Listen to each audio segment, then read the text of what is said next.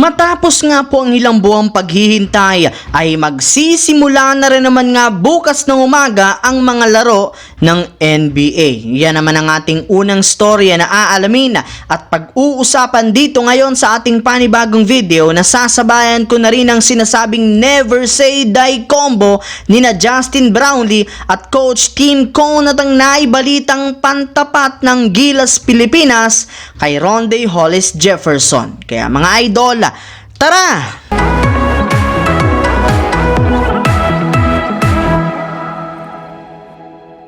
Ang videong ito mga idol ay hatid sa inyo ng Aurora Game, isang play-to-earn mobile app na kung saan pwede kang kumita habang nag-e-enjoy ka. Maraming mga games dito mga idol gaya ng Color Game na alam kong siguradong mananalo kayo.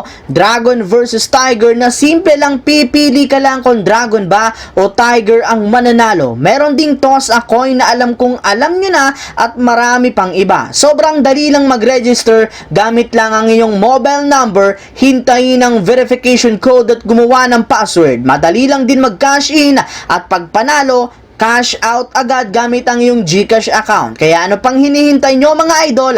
Mag-download na at manalo. Nasa comment section ang link para makapagsimula na kayo. Matapos nga po mga idol ang matagal-tagal na paghihintay ay sa wakas opisyal na rin naman nga pong magsisimulang muli ang mga laro ng NBA at uumpisaan nga nila yan sa magiging preseason game sa pagitan ng Dallas Mavericks at Minnesota Timberwolves na gaganapin sa Abu Dhabi at mapapanood nga po dito sa Pilipinas ng alas 12 ng hating gabi. Bali, parehas rin naman nga pong walang masyadong pinagbago ang lineup ng dalawang ito ngayong off-season. Puwera na lang sa kanilang mga role players. Yes mga idol, nananatili para naman nga po sa Dallas Mavericks ang tandem ni na Luka Doncic at Kyrie Irving habang buo pa rin naman nga po sa Timberwolves ang kanilang mga mahahalagang players na sina Rudy Gobert, Karl Anthony Towns at si Anthony Edwards. Kaya hindi nga po natin alam kung sino ang mas malakas na kupunan sa kanila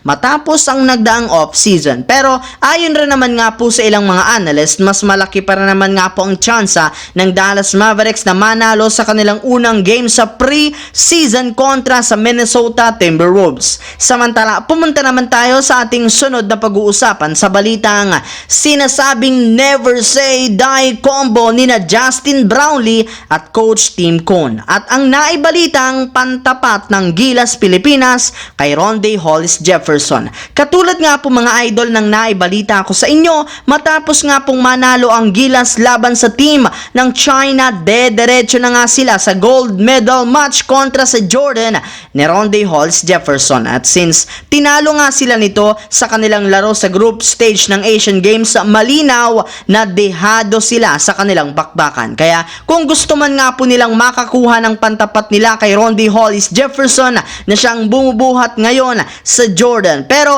ayon rin naman nga po mga idol sa naging pahayag ng head coach mismo ng Gilas na si Coach Tim Cone, si Justin Brownlee lang naman nga daw po ang nag-iisa nilang player na kayang tumapat kay Rondae Hollis Jefferson. Ngunit kakailangan rin naman nga po nila ang lahat ng kanilang mga players, especially pagdating sa depensa kung gusto man nilang tuluyang makabawi. Yes mga idol, ang solusyon lamang upang manalo sa kanilang gold medal match ay makontain si Rondae Hollis Jefferson sa pamamagitan ng paghigpit ng kanilang depensa. Bali, hindi na rin naman nga po ngayon naki-question ang kakayahan ng kanilang team na manggulat at gumawa ng himala gayong simula pa lamang nga po nang mag-umpisa ang Asian Games. Dala-dala na nga po ni na Justin Brownlee at Coach Tim Cone sa Gilas Pilipinas ang kanilang never say die combo kung saan hanggat hindi pa tumutunog ang final buzzer ay may pag-asa pa nga po silang manalo at hindi pa tapos ang laban.